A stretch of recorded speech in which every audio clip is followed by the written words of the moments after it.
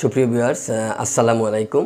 আজ আমি আপনাদের সামনে হাজির হয়েছি প্যাসেজ নেরেশন নিয়ে আলোচনা করতে।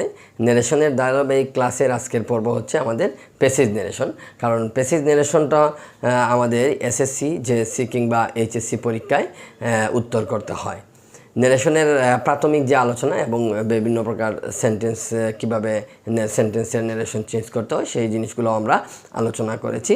আজকে আমরা দেখব প্যাসেজ নেরেশনের টুকিটাকি জিনিসগুলা, যেগুলো আমাদের অত্যন্ত গুরুত্বপূর্ণ। এগুলো ফলো করতে হবে প্যাসেজ নেরেশন উত্তর করতে গেলে। তাহলে চলুন শুরু করা যাক। নেরেশনের ক্ষেত্রে আমাদের যে জিনিসগুলো চিন্তা করতে হবে যে প্যাসেজ নেরেশন আলাদা কিছু নেই।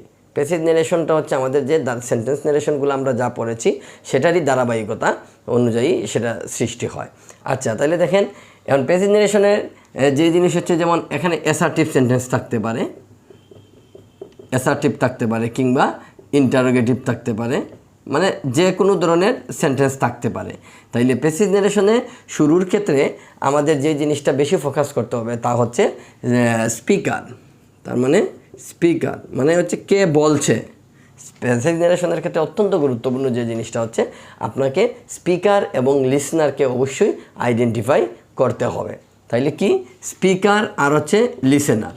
লিসেনার বলতে কার কাছে, কার সাথে কথা বলছে বা কাকে বলছে। তাহলে স্পিকার হচ্ছে বক্তা আর লিসেনার হচ্ছে যে শ্রোতা। শ্রোতা বা দ্য পারসন স্পোকেন টু। কী বলতে পারি আমরা? The person spoken to. তাই এই দুইটা জিনিস হচ্ছে আমাদের প্যাসেজ নেরেশনের ক্ষেত্রে শুরুতেই আইডেন্টিফাই করে নিতে হবে। এগুলো আইডেন্টিফাই না করলে আমাদের যে জিনিসটা অসুবিধা হয়, আমরা কে কোন কথা বলছে সেটা কিন্তু আমরা ধরতে পারি না। তাইলে এখানে যদি শুরুতে আমরা দেখি যে অ্যাসার্টিভ সেন্টেন্স যদি থাকে, যেমন অ্যাসার্টিভ সেন্টেন্সের ক্ষেত্রে, অ্যাসার্টিভের ক্ষেত্রে যদি একাধিক বাক্য থাকে, কি যদি একাধিক সেন্টেন্স হয়, তার মানে যদি একাধিক বাক্য, কি বলছি, যদি একাধিক বাক্য মানে একজন স্পিকার যদি একাধিক বক্তব্য তুলে ধরে, তার ক্ষেত্রে কি হবে? তাহলে আমরা প্রথমটা যখন আমরা জানি অ্যাসার্টিভের ক্ষেত্রে কি সেড কিংবা টোল্ড বসালাম, এবং সে যদি দ্বিতীয় সেন্টেন্স তার বলে বা বক্তা যদি আবার দ্বিতীয় কোনো উক্তি করে থাকে, তাহলে সেক্ষেত্রে কি হতে পারে? তখন আমরা লিখব অলসো সেড কিংবা ফার্দার সেড কিংবা অ্যাডেড, এরকম দিয়ে added, again said, again said, এই জিনিসগুলো দিয়ে আমরা প্রসিড করব। অনেকে দেখেন এখানে একটা সমস্যা হয় যে অলসো সেড, এই যে অলসো সেড আর অ্যাডেড কিন্তু সেম জিনিস। অলসো সেড আর অ্যাডেড কিন্তু সেম জিনিস।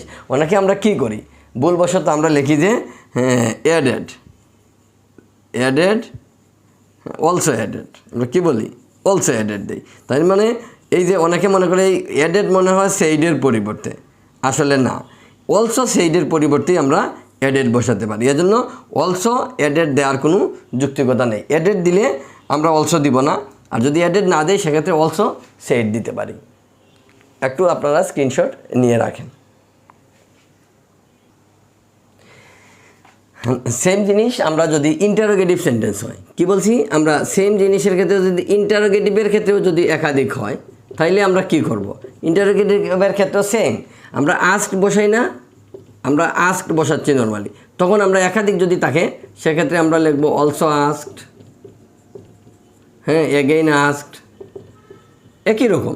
এখন যে ধরনের বাক্যই হোক, এরকম অলসো আস্কড, এগেইন আস্কড কিংবা ফার্দার আস্কড দিয়ে আমরা দিতে পারবো। তারপর আরেকটা জিনিস দেখেন, খুবই গুরুত্বপূর্ণ একটা জিনিস, যে আমরা অ্যাসার্টিভ সেন্টেন্স কিংবা ইন্টারোগেটিভ সেন্টেন্স কিংবা এক্সক্লেমেটরি সেন্টেন্স আমরা শুরুতেই কিন্তু রিপোর্টিং ভার্ব ছিল। আগে কী ছিল?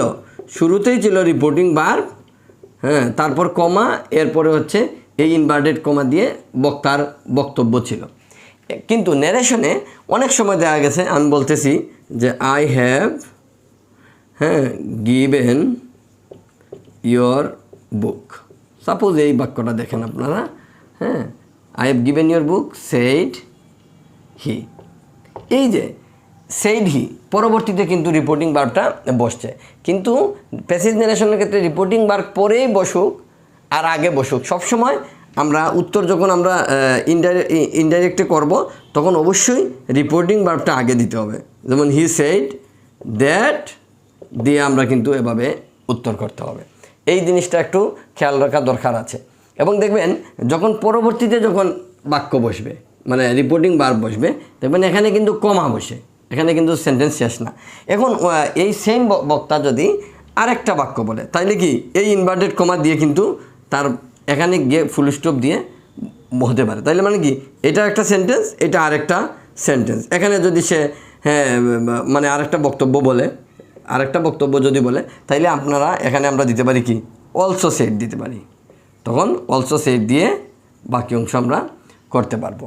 তাইলে শুরুর দিকে আমরা যে জিনিসটা ফোকাস করলাম যে একাধিক যদি বক্তার একাধিক বক্তব্য থাকে তাইলে আমরা কিভাবে সেই রিপোর্টিং ভার্বগুলো আমরা প্রসিড করব বা চেঞ্জ করব।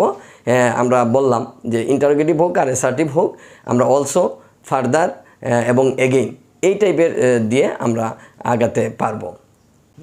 এখন গুরুত্বপূর্ণ যে জিনিসগুলো আছে প্যাসেজ ন্যারেশনের ক্ষেত্রে আমরা যেগুলো প্রায় ভুল করি কিংবা অনেক সময় আমরা না জানার কারণে আমাদের ভুল হয়ে যায়, কিন্তু একদম ইজি, একদম একবার যদি আমরা এগুলো পড়ে ফেলি আমাদের কখনো ভুল হবে না। যেমন প্যাসেজ ন্যারেশনে আমাদের অনেক সময় কি থাকে, সার থাকে, এই যে সার থাকে। তাইলে এই ন্যারেশনে যদি প্যাসেজ ন্যারেশনে যদি সার থাকে তাইলে তা কী হিসাবে পরিবর্তন হবে? যেমন আমরা বললাম সার থাকলে কি হবে, রেসপেক্টফুলি হবে, রেসপেক্টফুলি অথবা উইথ রেসপেক্ট, রেসপেক্টফুলি অথবা উইথ রেসপেক্ট। ইনডাইরেক্টের ক্ষেত্রে এইটা চেঞ্জ হবে। স্যার আমরা কি বলছি যে স্যার থাকলে রেসপেক্টফুলি, এখন সেটা অ্যাসার্টিভ হইতে পারে আবার ইন্টারোগেটিভ হতে পারে, কোনো কিছু জানতে চাওয়া হইতে পারে আবার কোনো কিছু নর্মাল বিবৃতি দেওয়া হতে পারে। তাইলে আমি একটা উদাহরণের মাধ্যমে আমরা যদি বলি যে he said sir can I help you, just এইটুকু বলল।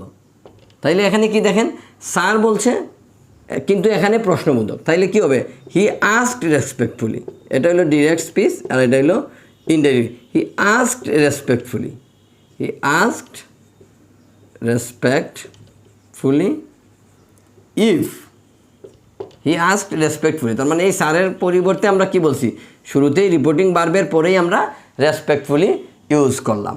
তারপরে ইফ দিয়ে বাকি সেন্টেন্স আমরা এই ইন্টারোগেটিভে যেভাবে পরিবর্তন করি সেভাবেই আমাদের করতে হবে। তাহলে স্যার থাকলে কি রেসপেক্টফুলি অথবা উইথ রেসপেক্ট হবে। তাহলে আমরা একটা উদাহরণের সাথে যেটা দেখি, sir sir can you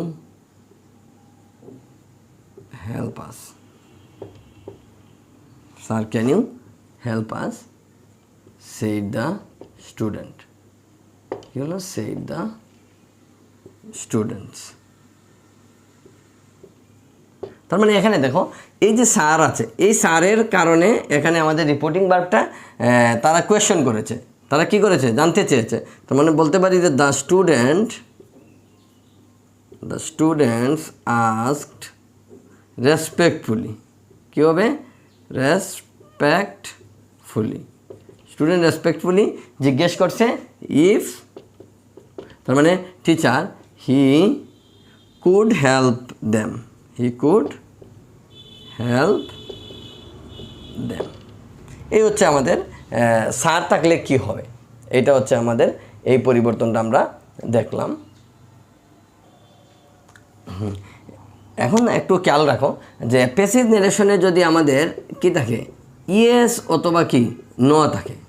passive ন্যারেশনে যদি ইয়েস অথবা নো থাকে তাহলে ইয়েস অথবা নো থাকলে আমাদের কি হবে, যদি ইয়েস থাকে তাহলে আমাদের লিখতে হবে replied in the affirmative, replied in the affirmative. আর নো থাকলে লিখতে হবে রিপ্লাইড ইন দ্য নেগেটিভ। দেখো যদি শুধু ইয়েস অথবা নো, আমি তোমাকে প্রশ্ন করলাম যে তুমি কি আমার সাথে যাবে বা will you go with me, simply বললা যে ইয়েস অথবা নো, সেক্ষেত্রে কী হবে, সেক্ষেত্রে হবে রিপ্লাইড ইন দ্য অ্যাফার্মেটিভ অথবা রিপ্লাইড ইন দ্য নেগেটিভ। এবং অনেক সময় দেখো আমাদের এই যে এরকম থাকে ইয়েস, আই ডু, তার মানে কি ইয়েস দিয়ে যদি কোনো কিছু থাকে, আমি প্রশ্ন করলাম যে তুমি কি আমার সাথে যাবে, তুমি বললাম যে no I won't, no I won't, মানে আমি তোমার সাথে যাব না। সেক্ষেত্রে কি আমরা এখানে প্রথমে বলছিলাম যে শুধু ইয়েস অথবা নো যদি থাকে তাহলে রিপ্লাইড ইন দ্য অ্যাফার্মেটিভ অথবা রিপ্লাইড ইন দ্য নেগেটিভ। কিন্তু ইয়েস দিয়ে যদি কোনো বাক্য থাকে তাহলে সেক্ষেত্রে লিখতে হবে, যেমন এটাতে replied in the affirmative and said that. তারপরে হচ্ছে নর্মাল সেন্টেন্স অনুযায়ী আমাদের যে পরিবর্তন ন্যারেশনের নিয়ম অনুযায়ী সেটাই করতে হবে। তার মানে কী বলছি যে ইয়েস থাকলে, ইয়েস দিয়ে আবার যদি কোনো বাক্য থাকে, নো দিয়ে সেম একই রকম, তাহলে replied in the negative, replied in the negative and said that. এই জিনিসটা খেয়াল রাখতে হবে যে বলছিলাম যে ইয়েস অথবা নো থাকলে একরকম, আর ইয়েসের পরে কমা দিয়ে যদি কোনো বাক্য থাকে তাইলে আরেক রকম পরিবর্তন। তার মানে ইয়েসে নো, শুধু ইয়েস নো থাকলে replied in the affirmative and replied in the negative, আর যদি ইয়েস নো এর পরে কোনো সেন্টেন্স থাকে তখন replied in the affirmative and said that এবং replied in the negative and said that. এটা আশা করি তোমাদের ক্লিয়ার হয়ে গেছে। এখানে দেখো, অনেক সময় আমরা যখন ন্যারেশন আনসার করি বা ন্যারেশন প্যাসেজ ন্যারেশনে আমাদের কিন্তু অনেক সময় অ্যাড্রেসিং শব্দটা থাকে। যে অ্যাড্রেসিং আমরা কি, আমরা শুরুতে কিন্তু অ্যাড্রেস বুঝতেছি না। যে আমি তোমাকে বললাম যে ডিয়ার ব্রাদার্স কিংবা ডিয়ার ফ্রেন্ডস, হ্যাঁ আমরা এখানে বললাম ডিয়ার ফ্রেন্ডস কিংবা ব্রাদার্স কিংবা ফলোয়ার্স, ওয়েল উইশার্স বা চেয়ারম্যান, প্রেসিডেন্ট, কাউকে সম্বোধন করে কোনো কিছু যদি আমরা, কোনো সেন্টেন্স যদি আমরা কাউকে সম্বোধন করে শুরু করি, তখন আমাদের পরিবর্তনটা কি হবে বা রিপোর্টিং বাড়বে, আমরা কোন ধরনের পরিবর্তন করব বা এই শব্দগুলোই আমরা কোন জায়গায় নিব। তাহলে দেখো এরকম ক্ষেত্রে যদি তাকে যে ডিয়ার ফ্রেন্ডস কিংবা ব্রাদার্স কিংবা ফলোয়ার্স, এই যে আমরা যে বলি স্যার, এটাও আমরা রেসপেক্টফুলি উইথ রেসপেক্ট দিতেও পারি। আবার এখানে আমরা যদি বলি যে অ্যাড্রেসিং করছি আমরা, তখন সেক্ষেত্রেও কিন্তু এক ধরনের আমরা এইটাকে ইনক্লুড করতে পারি। তাহলে দেখো কি লিখবো, আমরা রিপোর্টিং ভার্ব লেখার আগেই কিন্তু এই কাজটা আমাদের করতে হবে। তাহলে ডিয়ার ফ্রেন্ডস থাকলে, তাইলে আমি বললাম যে একটা সেন্টেন্স দেই, তাহলে তোমাদের একটু সুবিধা হবে বুঝতে।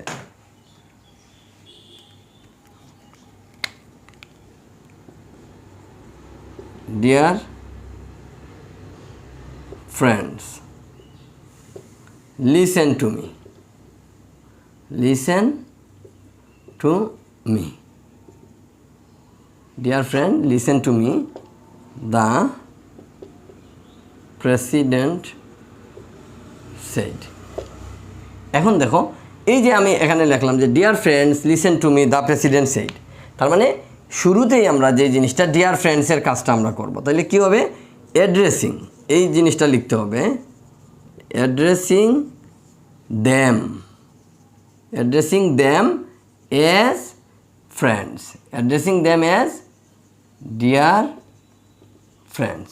তার মানে শুরুতেই আমরা এই জিনিসটা লিখবো। তারপরে হচ্ছে যে দেখো এখানে listen to me, the president, তখন আমরা বলতে পারি হ্যাঁ the president, the president told হইতে পারে, অথবা ওয়ার্ডার্ড হইতে পারে, অথবা কী হতে পারে রিকোয়েস্টেড হইতে পারে, যাই আমরা লিখি যে told to listen to him, এই যে আমরা চেঞ্জ করলাম। তার মানে এখানে যাই থাকুক, যদি সম্বোধন থাকে বা কোনো অ্যাড্রেসিং করে কাউকে যদি আমরা কোনো কথা বলি, সেক্ষেত্রে আমরা লিখতে হবে অ্যাড্রেসিং দ্যাম, অথবা অ্যাড্রেসিং এখানে যদি সিঙ্গুলার হয় তাহলে অ্যাড্রেসিং হিম হইতে পারে, অ্যাড্রেসিং দ্যাম হইতে পারে, অ্যাড্রেসিং হার হইতে পারে, অ্যাড্রেসিং হিম হইতে পারে, যাই হোক সেক্ষেত্রে প্রথমেই আমরা এই অংশটা অ্যাড্রেসিং দিয়ে লিখে তারপরে হচ্ছে রিপোর্টিং ভার্ব আমরা শুরু করব। এখন দেখেন যে অনেক সময় আমরা প্যাসেজ ন্যারেশনে কিছু ওয়ার্ড আছে, যে স্পেসিফিক কিছু ওয়ার্ড আমরা পাই, যেগুলো হচ্ছে আসলে ওইগুলো না বললেও কিন্তু সেন্টেন্সটা পূর্ণ হচ্ছে, ডিরেক্ট স্পিচটা হচ্ছে, কিন্তু তারপরও আমরা কিন্তু অনেক সময় বলি। এরকম কিছু শব্দ আছে, যেমন আমরা বলতে পারি বাই আল্লাহ, তারপর হচ্ছে বাই গড, বাই জো, হ্যাঁ বাই মাই লাইফ, এরকম আমরা কিন্তু অনেক সময় বলি। তাইলে সেই শব্দগুলার ক্ষেত্রে আমরা কি ইনডাইরেক্ট স্পিচে পরিবর্তন করব। দেখেন এখানে আমি একটা উদাহরণ যদি দেখাই আপনাদেরকে, একটা উদাহরণ লিখলাম যে ডিরেক্ট স্পিচের, by Allah he replied I will not leave this place. তার মানে এটা দ্বারা কী বোঝালো, যে সে এখানে কিন্তু বলছে বাই আল্লাহ। তাইলে এই ধরনের যদি আমরা সেন্টেন্স পাই ডিরেক্ট স্পিচ, তাইলে আমরা ইনডাইরেক্ট করার সময় আমরা কিভাবে পরিবর্তন করব এই জিনিসটা আপনারা একটু দেখেন। তাহলে রিপোর্টিং ভার্বের আগে, মানে আমাদের মূল ইনডাইরেক্ট স্পিচ শুরু করার আগে আমাদেরকে লিখতে হবে সুয়ারিং বাই আল্লাহ। মানে এখানে যে শব্দটা আসবে আল্লাহ হইতে পারে, তারপর হচ্ছে বাই মাই লাইফ হইতে পারে, বাই মাই লাইফ হইতে পারে। এই যে এই জায়গাটাই হচ্ছে আমাদের মেনলি ফোকাস করতে হবে, যে শুরুতে আমাদের লিখতে হবে swearing by Allah, by God, by my life, যে কোনো কিছু। তারপরে দেখেন আমাদের অটোমেটিক হি রিপ্লাইড, তার মানে হচ্ছে পরবর্তীতে আমাদের কিন্তু রিপোর্টিং ভার্বটা চলে আসবে। He replied that, normal change, he would not leave that place, this আছে এখানে দ্যাট হয়ে যাবে। এই যে আমাদের এই ধরনের শব্দ থাকলে আমরা কিভাবে পরিবর্তন করব এটা দেখলেন। তারপর দেখেন আমাদের আরও কিছু শব্দ আছে, যেমন এখানে থাকতে পারে আমাদের গুড মর্নিং, গুড মর্নিং, তারপর থাকতে পারে good morning, good night, good evening. আমরা এই ধরনের শব্দ কিন্তু আমরা প্রায় সময়ই আমরা ইউজ করি ইনডাইরেক্ট স্পিচে। আমরা কিভাবে পরিবর্তন করব, তাহলে ডিরেক্ট স্পিচে ন্যারেশনে এরকম কিন্তু থাকতেই পারে। তাইলে আমরা একটা শুরুতেই আমরা একটা সেন্টেন্স দিই, তারপরে দেখবেন এটা একটু সহজ হবে। যেমন হি said to me good morning, good morning. তার মানে দেখেন এখানে আমরা কিভাবে এটা পরিবর্তন করব, দেখেন যে গুড মর্নিং জাস্ট হচ্ছে কি গুড মর্নিং, তাহলে হি সেড টু মি, তাহলে স্ট্রাকচারটা দেখেন যে কি হবে। স্ট্রাকচারটা হবে এরকম যে সাবজেক্ট থাকবে প্লাস হচ্ছে রিপোর্টিং ভার্বে আমাদের একটু চেঞ্জ হবে। রিপোর্টিং ভার্বে কি হবে, রিপোর্টিং ভার্বে হবে উইশড, সবসময় রিপোর্টিং ভার্বে উইশড হবে প্লাস কি উইশড। তার মানে কি এরপরে হচ্ছে রিপোর্টিং ভার্বের অবজেক্টটা সবসময় বসবে। তার মানে কি wished me, he said to me good morning, তার মানে হি উইশড মি। এরপরে এই গুড মর্নিং কিংবা গুড নাইট যেই শব্দ থাকবে সেই শব্দটা আমাদের বসায় দিব। এখানে একদম সহজ, গুড মর্নিং হইতে পারে, ইভিনিং হইতে পারে, বা যেই শব্দটাই থাকুক এখানে, তার মানে সাবজেক্ট বসবে, উইশড বসবে, মি বসবে। তার মানে কি মি বলতে এখানে কোনটা, রিপোর্টিং ভার্বের অবজেক্ট। এরকম আমাদের এই জিনিসটা আমাদের একটু চেঞ্জ করতে হবে। তার মানে এখানে সাবজেক্টটা আমরা স্ট্রাকচারটা লিখলাম, সরাসরি এটা চেঞ্জ করে ফেললাম। তাহলে সাবজেক্ট মানে কি, এখানে সাবজেক্টটা হচ্ছে হি। তারপর দেখেন আরও কিছু শব্দ আছে, আমি এরকম সবগুলা শব্দই আমি এখন একসাথে দেখাবো যে কিভাবে ডিরেক্ট স্পিচে এই শব্দগুলো থাকলে কিভাবে আমরা ইনডাইরেক্টে পরিবর্তন করব। একটা শব্দ কিন্তু এটা কিন্তু খুবই তাৎপর্যপূর্ণ, বা আমরা অনেক সময় সংলাপের ক্ষেত্রে আমরা ইউজ করি। স্পিকার লিসেনারকে অনেক সময় বলে, একজন বক্তা একজন শ্রোতাকে, সবসময় আমরা এরকম শব্দ ইউজ করি। যেমন হচ্ছে আমরা বলতে পারি গুড বাই, তার মানে গুড বাই থাকলে কি হবে, আমরা অনেক সময় লিখি যে গুড বাই, তার মানে হচ্ছে কারো যখন আমরা গ্রিটিংস দিই গুড মর্নিং, তেমনি আমরা বিদায়ের সময় কিন্তু আমরা বলতে পারি গুড বাই। তাহলে এই যে গুড বাই যদি থাকে তাহলে সেটা কীভাবে পরিবর্তন হবে। গুড বাই যদি থাকে তাহলে দেখেন একটা ডিরেক্ট স্পিচ আমি লিখি, হি said to me good bye. তাহলে দেখেন এখানে পরিবর্তনটা কীভাবে হবে। এখানে হচ্ছে প্রথমেই বসবে সাবজেক্ট, আমরা সাবজেক্ট বসালাম, সাবজেক্ট বসবে, তারপরে হচ্ছে সবসময় ভার্বটা হবে বেইড, তারপরে কিন্তু তারপরে কী হবে বেইড, হি বেইড, তারপরে কি অবজেক্ট, বেইড অবজেক্ট। এই ভার্বটা কিন্তু সবসময় সেম থাকবে, bathe object plus good bye, good বা যা আছে তাই থাকবে গুড বাই। তার মানে কি এটা আমরা কীভাবে পরিবর্তন করব, হি সেড টু মি, তার মানে হি বেইড মি, অথবা এনে হইতে পারে যে হি সেড টু,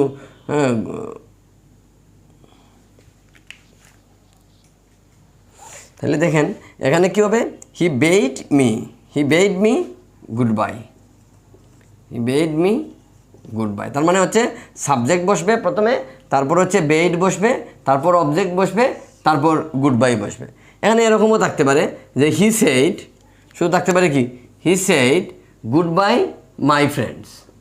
তার মানে এক্ষেত্রে কী হবে, good bye my friends same জিনিস। এই যে এখানে আছে মি আছে, এই মিয়ের জায়গায় কি হয়ে যাবে, এই যে এখানে কি মি আছে, তার মানে এই মিয়ের জায়গায় হবে he bade his friends, bade his friends goodbye. এই জিনিসটা এভাবে চেঞ্জ হবে। আপনারা একটু এইটা একটু স্ক্রিনশট নিয়ে রাখেন। এখন দেখেন যদি থ্যাংক ইউ থাকে, কি থাকতে পারে, থ্যাংক ইউ, থ্যাংক ইউ এরকম কিন্তু আমাদের সব সময় থাকে। তাহলে থ্যাংক ইউ থাকলে কি হবে, থ্যাংক ইউ থাকলে কি হবে, এই থ্যাংক ইউটা সরাসরি ভার্বে পরিণত হয়ে যাবে থ্যাঙ্কড।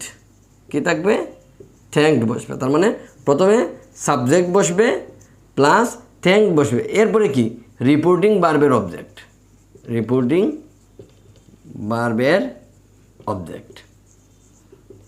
তাহলে দেখেন আমরা একটা উদাহরণ দিই, উদাহরণ দিলে আমাদের এই জিনিসটা একদম ক্লিয়ার হয়ে যাবে। ডিরেক্ট স্পিচে আমি লিখলাম he said to his friends thank you. তাহলে এই যে থ্যাংক ইউ, এই থ্যাংক ইউটা কে দিচ্ছে, সে দিচ্ছে তার বন্ধুকে। তাহলে এটা ডিরেক্ট স্পিচে আমরা কীভাবে পরিবর্তন করি দেখেন, ইনডাইরেক্ট স্পিচে হি থ্যাঙ্কড, ভার্বটা কি বলছিলাম, থ্যাঙ্কড, হি থ্যাঙ্কড। তার মানে কইছে হি সেড টু হিজ ফ্রেন্ডস, তার মানে থ্যাঙ্কস কাকে দিছে, হিজ ফ্রেন্ডসকে, মানে তার বন্ধুদেরকে। হি থ্যাঙ্কড হিজ ফ্রেন্ডস। এইভাবে আপনাদের এই জিনিসটা পরিবর্তন করতে হবে। এখন দেখেন আমি একটা স্পেশাল কেস পড়াবো, যে বলছি স্পেশাল কেসটা কি, যে একটা ডিরেক্ট স্পিচ, হ্যাঁ আমরা বলতেছি যে ডিরেক্ট স্পিচের রিপোর্টেড স্পিচটা, কি বলছি, ডিরেক্ট স্পিচের রিপোর্টেড স্পিচ। তার মানে রিপোর্টেড স্পিচ হওয়া অ্যাসার্টিভ সেন্টেন্স হওয়া সত্ত্বেও, কি বলছি, অ্যাসার্টিভ হবে, অ্যাসার্টিভ হওয়া সত্ত্বেও শেষে কি থাকবে, প্রশ্নবোধক চিহ্ন থাকবে।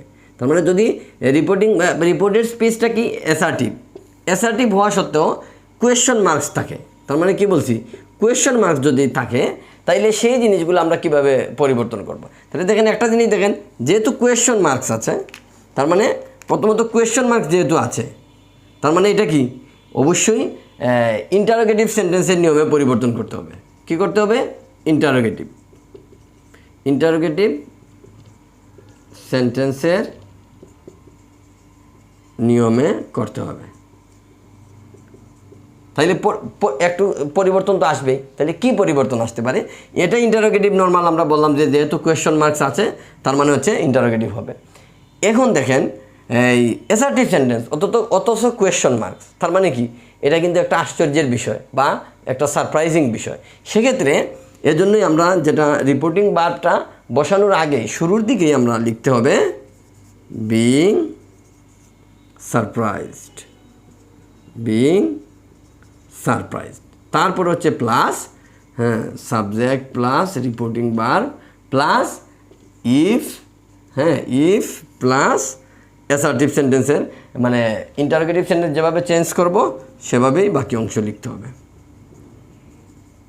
এখানে আমি একটা উদাহরণ দিব, উদাহরণ দিলে আমরা এই জিনিসটা একদম ক্লিয়ার হয়ে যাবে। আশাটা দেখেন এখানে আমাদের একটা উদাহরণ আছে, উদাহরণটা একটু খেয়াল রাখেন। যে বলছি he said to me you have remembered how she looked all these years. তার মানে এই যে এখানে কোয়েশ্চন মার্কস, ঠিক আছে, এখানে যে কোয়েশ্চন মার্কস আছে দেখেন ইউ হ্যাভ রিমেম্বার্ড, অথচ কোয়েশ্চন যদি আমরা করতাম বা ইন্টারোগেটিভ স্টাইলে যদি আমরা প্রশ্নটা করতাম বা সেন্টেন্সটা লিখতাম তাহলে স্ট্রাকচারটা কি হওয়া উচিত ছিল, হ্যাভ ইউ রিমেম্বার্ড। কিন্তু দেখেন অ্যাসার্টিভ সেন্টেন্স, আমরা যেভাবে ইনডাইরেক্ট স্পিচে অ্যাসার্টিভ সেন্টেন্স লিখি সেভাবেই কিন্তু আছে। তো এই কোয়েশ্চন মার্কস থাকার কারণে এবং এখানে অ্যাসার্টিভ স্টাইল থাকার কারণে আমরা বলছি কি যে শুরুতেই লিখতে হবে ইনডাইরেক্ট স্পিচে বিইং সারপ্রাইজড। কি লিখতে হবে, বিইং সারপ্রাইজড, বিইং সারপ্রাইজ। জিনিসটা একদমই সহজ, কঠিন কিছু না। বিইং সারপ্রাইজ, তারপরে আমরা লিখবো সাবজেক্ট হি। তার মানে কি, এই যে সেইড আছে, যেহেতু ইন্টারোগেটিভ আমরা বলছি স্ট্রাকচারে পরিবর্তন করব, এখানে হয়ে যাবে he asked me, he ask কি মি, তারপরে হচ্ছে এই যে ইউ হ্যাভ, তার মানে বলছিলাম হ্যাভ ইউ, ইফ, তার মানে এখানে কি সেকেন্ড পারসন আছে, সেকেন্ড পারসন পরিবর্তন হয়ে যাবে অবজেক্ট অনুযায়ী। তার মানে কি, ইফ আই হ্যাভ আছে, তাহলে কী হয়ে যাবে had remembered, had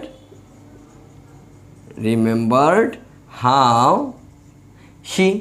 third person আমরা জানি যে ন্যারেশনে থার্ড পারসন কোনো সময় পরিবর্তন হবে না। কোন জায়গায়, রিপোর্টেড স্পিচে যদি থার্ড পারসন থাকে তখন কোনো পরিবর্তন হবে না। তাহলে হাউ শি লুকড আছে, তাহলে কী হয়ে যাবে had looked, had looked all.